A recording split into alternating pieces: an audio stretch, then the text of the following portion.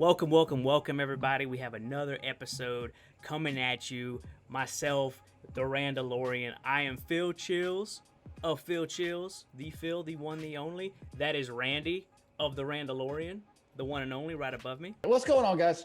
Well, we back again. We ran the last two Smite updates a couple weeks ago, 7.8, 7.9.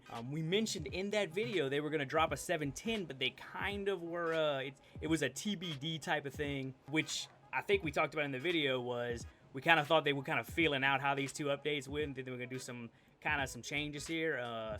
Well, that's what actually happened. We're going to talk about that today. We're going to run through the 7.10 update that comes out on October 20th. And then we're going to talk about the 7.11 update, which is the big one. It's the Battle Pass change. We'll get into that as well. Let's go through it, though. Let's start here, you guys. So 7.10, it's the bonus update, comes out on the 20th of October. So that's, what, 5 days from now? Couple things here to talk about. First, with the Odyssey pack, they got 5 new skins that's coming through. You're gonna see this as a theme for me personally throughout this entire video. I think this is the best skin pack that they've dropped since I've been playing Smite, because I haven't seen a single one I don't like. This Ares skin is awesome. The rat, the soul, the I'm Fenrir.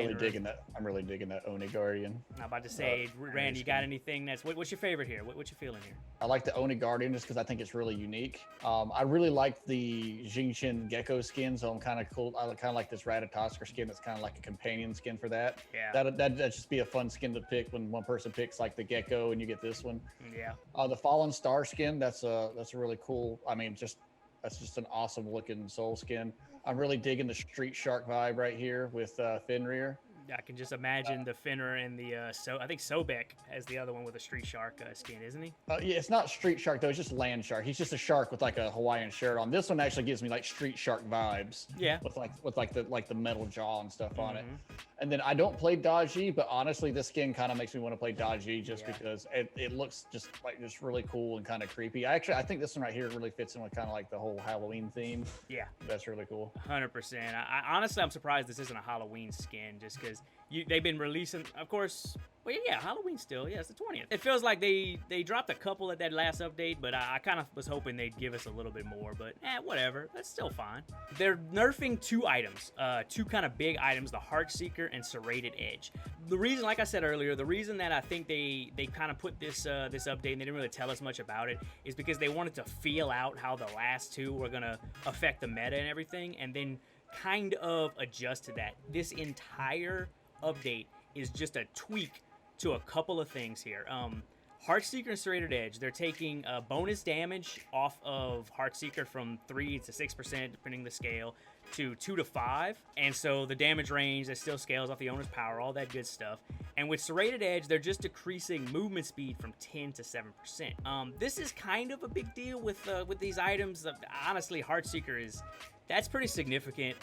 That's only 2% or really 1%, but the idea that they're going for this is because these 2 items became kind of very meta for assassins. So this is the assassin meta that they're nerfing right here. They're trying to curve the assassins, because this was almost must-have for a lot of assassin characters. Serrated Edge just got introduced this season. It's a brand new item, so it's not unusual to see multiple tweaks to it throughout the season. It's a brand new item. They're feeling out how it fits into the meta. Yeah. I don't think I'm the only one who's like, Arachne is basically just, every time I see an Arachne, it's just swords. I don't ever see an Arachne that has boots, because they get all their movement speed from these, and they get, by late game, assassins with these different items are getting so much movement speed, you can't do anything to them. Right. Which, granted, I understand that's part of being an assassin is quick movement speed, get in and get out. But because of the way they have to build, they're getting so much movement speed. They have so much more movement speed than everybody else on top of their getaways that they can, like, late game can get in there and just kind of strike with it, like get in 3, not even killing somebody, just get in 3-4 good licks and then just be gone. And there's nothing you can do to respond because they're so fast. And that's what they're going for. Is Serrated Edge is already a strong item. With this item, you can run down anybody in the game. They're trying to just kind of bring Assassin. I mean, right now you see Assassin is almost in replace of Guardian when you play like Joust. You see him all over the place. They're just trying to bring the Assassin back to what it's supposed to be, which is an assassin. I mean, it's It's not And a support character. as a person who doesn't play assassins too much, and so I can't really know if I speak to any kind of truth in the ranked or the meta. I feel like perhaps why they're nerfing Heartseeker is because if you are to stack, what was it, kin size? Yeah. Which is the basic attack version of this item. Right. And Heartseeker, maybe it's stacking damage a little bit too fast because they're getting just increased damage on everything they do. Oh, you run Heartseeker. Heartseeker is like almost required if you're running an ability build. So yeah, no, 100%. Well, like somebody like Loki, you put somebody like Loki who has already got a very fast base attack speed. Yeah. Put kin size on him, so he increases his attack speed, and he's hitting for more. Plus a Heartseeker. Let's be honest, Loki's already hitting for a ton, and I'm just using Loki as an example. This isn't like necessarily the rule, but he sits there, does an ability dump on you. You're already taking a butt crap of damage, and then it's just wham, wham, wham, and then obviously as a squishy character, you're gonna die. Oh yeah. But the whole point of Guardians late game is they're supposed to be able to survive, like engage, and it doesn't very much matter what your build is if they're sitting there and just shredding you no matter what you build. So they're trying to make it so you have an answer to these items now rather than, oh well, he's got that. It's funny. That's a perfect segue. I appreciate it, partner, because apparently Hi-Rez does not believe that Loki hit hard enough, because he's getting a buff. Okay, so Agonizing Visions is getting is going to be a little bit more powerful, scale from 10 to 15, and then his Flurry Strike is going to be a little stronger, and it's going to apply a slow that refreshes. It's going to reward you for getting all the hits in, all 5 hits on the ability. Yeah, I see that. Whereas now every time you get hit before the final hit, it applies a refreshing 15% slow, so it gets slowed, and I think that's maybe because of the way it hits. It's probably really hard to aim. Yeah. You don't get rewarded for landing any of the strikes except the final one. Right. So this one right here, even if like the other person is able to dodge all the other ones, you could still slow them. And in a team fight, a 15% slow in the middle of a fight is huge. That's something. That's definitely going to affect you. I think you're right that while Loki does do a lot of damage, when he first came out, those first couple days, he was quite annoying, especially Agonizing Visions.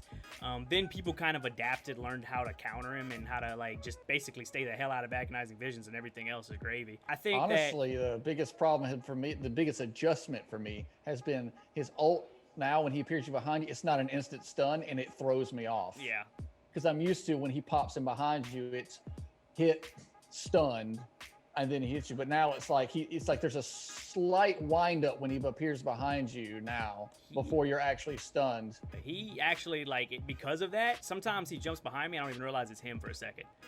And then I'm like, no, exactly. It happens, and I'm like, wait, what's going on? I'm like, oh wait, it's Loki. And by the time I realize, oh, it's Loki, he hit me, and so I died a couple times to his ultimate, not due to the fact that granted he ulted me, but had I understood, oh, that's Loki's ult, I would have hit either my Aegis or my beads or something and got away.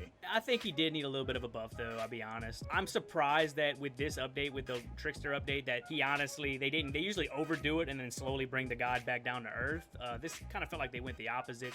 Really cool moves they gave him, but it's not a bad thing for him to get stronger. I do believe honestly, he's still I prefer it this way. I prefer for them to be slightly underwhelming and kind of baby step them up to where they need to be in the meta. Yeah. Rather than completely overshooting it to where that's the only thing anybody plays because he wrecks so hard. Yes. And it just, because especially in Conquest and stuff, right? Whenever, like when Tsukiyami first came out, dude. Oh yeah, it was the most annoying thing. If you didn't play Tsukiyami, then you lost the game because that's how strong he was. Yeah, and like I said, I am bad at Assassin. Okay, let's just get that straight. Yep. YouTube. Same. I'm terrible. Same. I'm absolutely terrible at Assassin. If I have to choose any class, Assassin will always be at the bottom of my list for roles when I want to play them. Yes. I think that'll be all right. Everybody else on this list for the update, everybody else is getting a slight nerf. Well, so. the thing what they did here is, for those first 2 items, those were aimed at lowering the assassin as a whole. Every other character on here is getting a slight nerf because these are all the 2 top picks in the Pro League.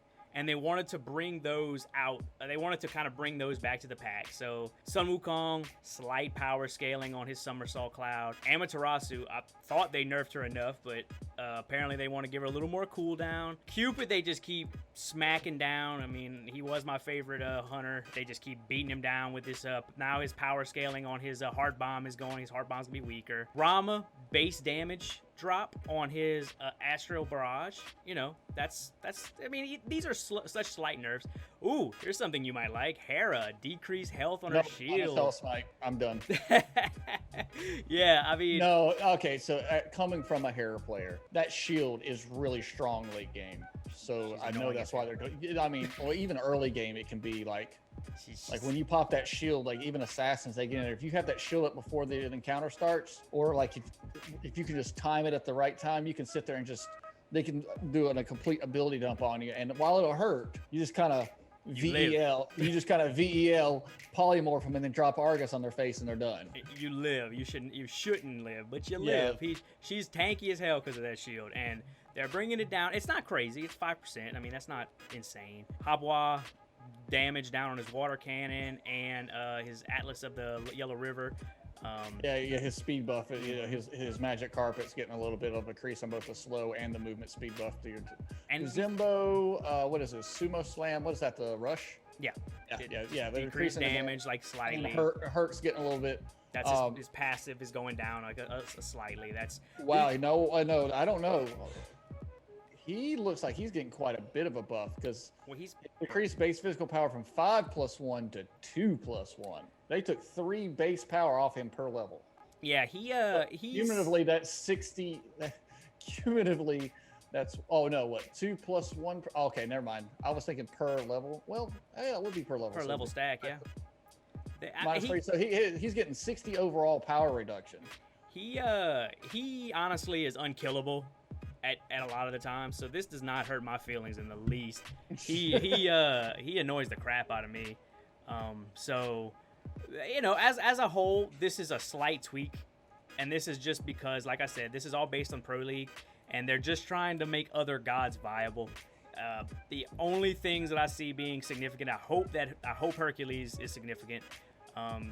Cupid's is pretty. Honestly, I'm honestly hoping that Ama's is also significant because her cooldown, like it seemed like she was like you like, all right, her ult's down, and then you back the tower and you come back, and it seems like it's only been like 30 seconds, and she's ulting again, and you're like, what is happening? I'll be completely honest.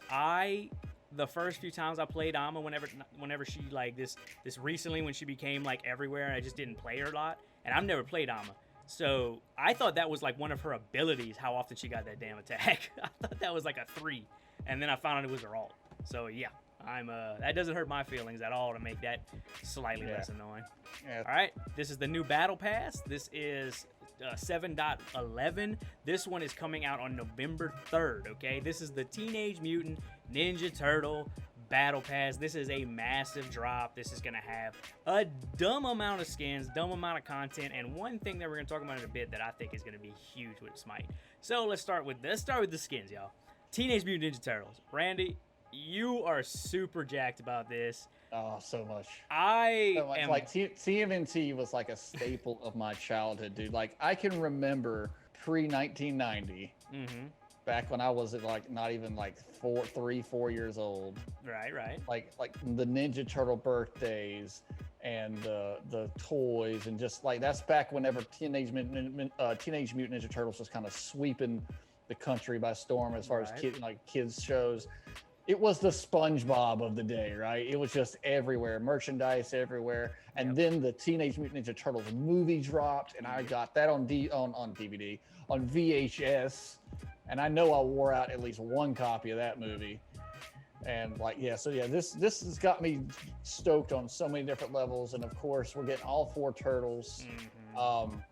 I will say, if you're a mage main, it's going to be kind of sad for you because none of them are getting applied to mages. But that being said, they're all martial artists, so they're all going to melee-based gods. Yeah, it really wouldn't make sense to give them to mages.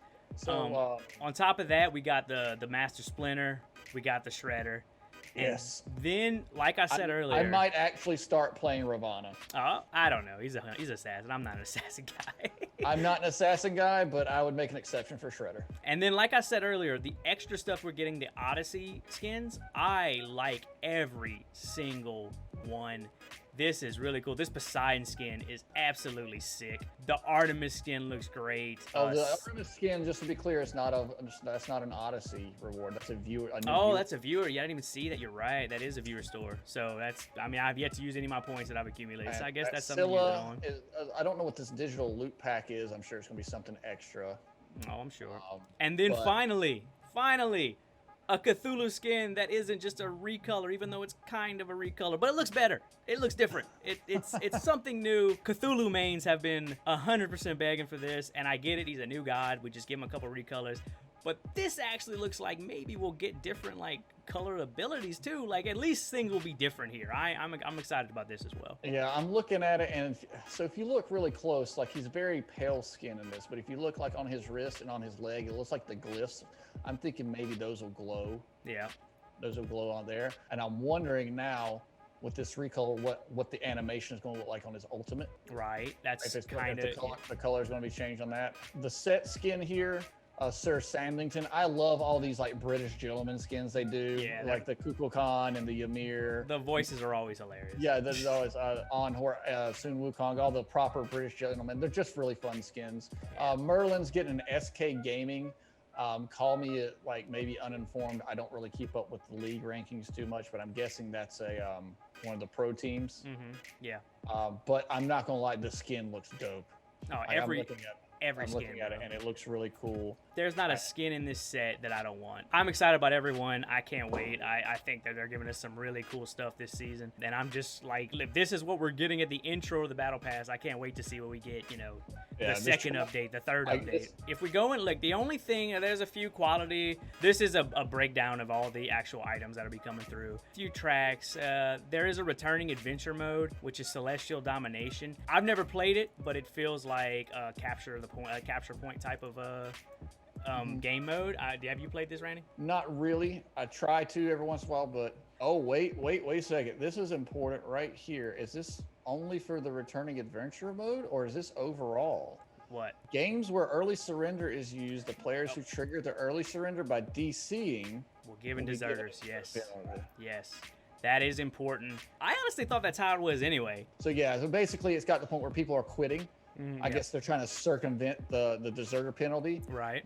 I guess just basically disconnecting the Wi-Fi is probably what they're doing, rather than closing out the game, actually disconnecting. And by disconnecting, they're trying to skirt the things. Well, anyway, long story short, it sucks for those people who actually DC, but at the same time, I'm glad to see they're actually addressing toxic rage quitters who just can't handle not winning every game.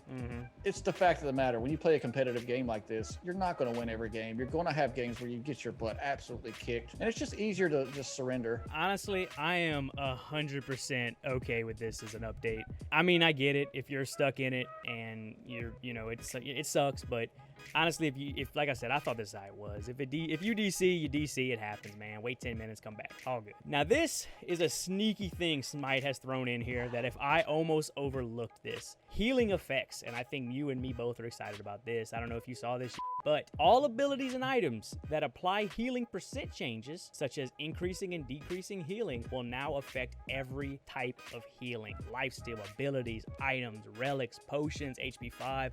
If you use a few of these items as a healer to boost up your healing, you're also helping lifesteal, you're also helping other healers in your team. But the flip of that is true, which means Divine Ruin and anti-heal items are now going to affect HP 5 and all those other forms. So it's going to be interesting to see how that plays out. That will be big, and I don't think we can really talk much more on that because it's just going to be, just have to keep your eye on it and just keep that in mind when you start doing these builds now. Yeah, I think it's gonna make anti-heal must have. In my mind. We got some clarification, some UI stuff. Nothing big here. Real quick, we'll go over the item changes. There's very few item changes in this one. Magic Shell upgrade. just makes block stacks no longer. It just wanted to make it so you can't stack blocks, and honestly, that's not okay. That's not bad. Yeah. Guardian's Blessing, 5 to 10 protections. That's kind of a big deal. That's nice. That's a big deal early game. That's a huge deal. That's really nice. I really like that because I play support quite a bit, and sometimes I feel bad about going Guardian's Blessing rather than say straight Defender's Blessing or maybe solo lane, right? Because you get a little bit more damage and heals out of it. But this right here really makes it, defines it for what it is. It is a Guardian's Blessing. Staff of Mirrodin, 3,000 to 2,800. That's pretty big. That's actually a big deal. I like the item. I always thought it was overpriced for what it does. I use it on my Zeus build. I use it on a couple different builds. I think that price is going to make it much more viable. It is, because the biggest thing with that is the reason I love it is it gives you that 10% cooldown, but it also gives you that pin. Yes. It's a pin and cooldown item. And I love penetration on a lot of the gods that I play. But I get to a point in the game where I need to update my build. I'm like, but I need another 400 gold to get this, or I can go ahead and get this other item that will give me the cooldown right now. And I usually, it's not from a lack of, like if I get a whole bunch of gold and go back, I'm like, oh, I can get it now. But otherwise, it's not usually part of the build. I pass on this item plenty of times because it's 3,000. So yeah, super excited about this. Nox, the only thing they're doing is allowing her one to pass through minions now. When before, I guess it would get stopped. You're a Nox main, or you're more of a Nox main than I am. So make sure that I'm reading this correctly. It's just her now passes through damage and actually damages minions. And because it hits multiple targets now, they lowered the life steal so that when you go through a whole line of minions, you're not getting a dumb amount of life steal through it. So what it was before is one was completely useless on minions. Right. You couldn't use it at all. It would pass through the minions but deal no damage. So you were relying entirely on your 2 with Nox in order to lane clear. But 2 is also the ability that she uses against enemies for silence. So the only thing that you could do to any enemies that run up to you was root. But you couldn't even save the root for minions. I think this is actually a really good thing they should have done a long time ago with her. It feels like it's like that. Feels like it should have happened before. So so it deals pass-through damage on minions, which means now all her abilities can now damage minions. So she can use them. Now, granted, it's pass-through damage. It probably won't be as, I'll probably, when the update comes out, I'll play, I have a Diamond Nox. I play Nox a lot. I'll play it and test how effective the new lane clear is. I'm really excited. I think that might actually help pull her back in a conquest meta. That's what they're trying to do. They're trying to make her a little more viable because right now she's good in a team fight. She's great in a team fight, but in the lane, if you're blowing your main ability, that's one of the problems with playing Zeus in the lane is you're blowing your best ability to clear minions, and it's not viable. So Athena, she has a cleave now. Her last hit hits everything in front of her. Bacchus, this might be the biggest thing in the update. He's getting more protections. It made no sense to upgrade Bacchus's chug until that was obviously the last item you updated because it was not it at all. It didn't matter. It really didn't affect the fights too much. Now, well, it kind of did. Like you would sit there because you have to keep yourself drunk and all that other stuff. But at the same time, like besides the drunk meter for your passive, it didn't really do anything. Right. But I'm saying you don't even need to upgrade it. Now you look at this. Like now, magic power is getting a boost. That's to me that's significant. Same thing with Bologna. They're decreasing mana costs to help bring her back in. Shock is getting increasing his protection buff durations. Hitting a god with the rain now gives him protection buff, which is actually really interesting. On top of the slow, he hits it in the middle of the fight. He's also getting protections, as if killing Shock with boots wasn't hard enough. Inside joke, guys. Yeah, no joke. Daji's getting a pretty significant buff. 20% boost to her, 5% boost, but 20% total to her 1,000 cuts. Just a general buff in damage. I already thought she was pretty strong, but hey, look, let's make her stronger. I'm really interested in this because here recently I started playing Isis really hard. One thing that I've noticed about Isis is that her one is how she finishes people off, because when Isis uses her one, she lifts off the ground, she's flapping her wing, and she comes off the ground. She gets an increased movement speed while she does that. Right. And so you can use that to chase down enemies and get that last hit in. But it's just like I'd sit there and hit them with 2-3 gusts in a row, and they just weren't dying. Yeah. So I'm hoping this extra 5% magical power scaling gives her on her wing gust, helps out a lot. Jormungandr, since they nerfed him down to oblivion, what they're doing is making his knock-up a little more effective. It's hopefully they're trying to bring him kind of back to the meta, because before, I don't know if you remember this, it was 3 months of every 5 seconds, every other game had a Jormungandr because he was so damn strong So they're trying to, they killed him, and they're just trying to bring him back to a little more viability. So, and I feel like that's the same thing with Medusa. Her acid spray was apparently the least used ability, especially in like the Pro League. They would level that much later. They're just giving it a little bit of a juice. Yeah, the only thing the acid spray is really good for usually is minion clear, Lane clear, and that's it. yeah. But the whole thing with her though is, yeah, while you might not use it in a team fight too much, I mean, it's not terrible in a team fight if you can hit it. But the biggest use for it is getting those early minion clears to stack for those item stacks. And because with that acid spray, it hits the first part, it hits everybody behind them, and then basically you could just boom, boom, boom, and just take out that minion wave. And that's really where Medusa shines in lane, is with the minion clear. Mulan, just a little decrease in cooldown for Divine Mastery. Honestly, I don't know if people even notice this. This doesn't feel like it's going to do much to them. No, not a whole lot. Like, you won't really notice it that much if she builds, unless she builds like a lot of cooldown. Like 10 seconds isn't that huge. You might notice it in something like Arena, where everybody's ulting all the time because you're on top of each other. Fair. Okay, you might notice it there. Neith, they did a little bit of a tweak to her backflip. They just want it to be a little more viable. They the new tweak to it, making it, I think it was faster, is what they made it happen now. They just basically decreased the mana cost. They're trying to make her escapability. You know. Well, it's not just that, but with Neith, her backflip isn't just an escape. It sets down the weave on the ground, which can be used to help both to set traps in lane, and also to help clear minions real quick, or popping it with your 2 to get increased health regen. But like I said, it's like early game, it's a lot of mana. It's a lot of mana for a hunter to use. Yeah, you're not wrong. You can't ability dump with Neith early, so this might help. And while not ability, you meant not necessarily ability dump. It's just like trying to like set one up at all might throw your mana curve off, and then you have to pop in a mana potion just for that. Yep. You're right. So yeah, so this might actually help her out a little bit. They're just a little curve. Odin, they're just trying to help his lane clear. That's all they're doing here. They're increasing his pulse damage. Yep. That's all. Was it Gungir's might? This is good. You're a Terra. You play Terra. Her standing stones. Now when she's in it, every hit is a cleave. So anyone inside of it is getting whooped. It's not inside of it. It's she gains cleave while the stones are up. Oh well, then she's just. See, damn, that's even better. Like, yeah, she's about to start whooping. You could throw them up, but back behind the lane, say to kind of make them people back off, and she can get cleave. Standing stones, I think, is her passive, so that also counts while the healing stone is up. True. So Terra is about to become even more AOE punchy. Vulcan. They basically the big thing with this is they increase the damage of his ultimate when it's close to you. A Vulcan's ultimate, if anybody doesn't know, is it has like a ability to sniper. You can like shoot this rocket into the air. It has a crazy range, and the farther away it is from you, the stronger it gets. So if you hit somebody at max distance, you can almost one shot a lot of people. So there is no almost. If you hit it at max range, it gets increased damage over like 100%, and yeah, it's like 1,000 damage, crazy. Yeah, it's a cannon. But if you blow it at your feet, it used to be 60% damage. It really, honestly, just the threat of it is more of it, like the actual damage. It really didn't do that much. You could almost anyone could survive it.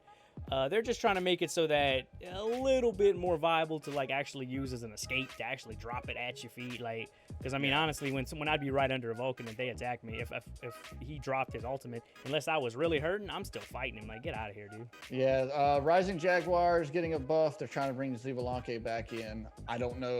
I don't play Xbalanque enough to really speak to this, but I mean that's a 20% power scale. That could be huge. That might be the biggest boost of power scaling that we've seen in both updates. I don't think anything got past that. Well, Rising Jaguar, that's the one I believe where he does a spin. He spins in the air and he's CC immune and he can escape. Yep. Yeah. So if he gets into the middle of a group of people and does that, that could be a lot of damage all around really fast. Yep. And Zhong Kui. Apparently, he wasn't strong enough in the solo lane. I thought he was incredibly strong in the solo lane, but what they're doing is increasing his base damage of Book of Demons, so that like second attack that he has. His ultimate, which is already pretty beefy, is getting a 5% boost in power scaling. I did not feel like he was at all not strong enough in the solo lane. Apparently Hi-Rez did, and I cannot wait because I love playing this guy. Zhong Kui is very, Yeah. very powerful. So Yeah, this is going to be he's significant. pretty strong, and honestly, for me, I like making him kind of tanky. He can be a tanky mage Mm-hmm. with his passive, where he already gets protections with the more demon souls that he Yes. has in the bag, and so you build like 1 or 2 defense items on him, and then nukes on the rest, Oh yeah. and you can sit there and just chase people. Yeah, if you do life scale, I mean like life steal with a little bit of tankiness to him, he jumps in the middle of things and wipes teams. I Especially really since like he's already that. got a ton of life steal with his 1-3 combo. Yes. 1-2 combo, whichever one it is. The one where he eats the souls Yeah. and puts them in his bag, and it gives him life steal. That already like if you can hit a line of minions with that for when you're building stacks, you could be almost at empty and build yourself up like 3/4, 90% health on one minion wave. It's pretty stupid. Well, that'll do it for the Single- update. These have some really cool cosmetic effects, have some slight tweaks to characters, but nothing as big as the last update, I don't feel. There's a few things here and there I think are gonna, I don't think this is gonna hurt anybody. I think this is, if you are a main of any of these guys, you do a few adjustments here, or you get excited because you're stronger. I think that these skins are by far one of the coolest things about these updates. I think they did a great job with the battle pass. I didn't grow up with Teenage Mutant Ninja Turtles, but I sure I watched the movies, watched the cartoon when I was a kid. Definitely excited. Give us something a little different. Give us something a little new. Overall, I think this is going to be a fun little update. I don't think it's going to change anybody's lives, but I think now hopefully y'all a little more aware of it and give y'all something to kind of break it down for y'all. I want to thank the Randalorian up here for coming in, as always, doing a great job of taking up his time. The man's got stuff to do, so we're going to close this out right here. Be sure, give the Randalorian a follow, facebook.gg/the Randalorian. The way to spell it is right above me. Give myself, if you do not follow the streams for myself, facebook.gg/PhillChills, twitch.tv/PhillChills. And thank y'all for hanging out, and stay chill.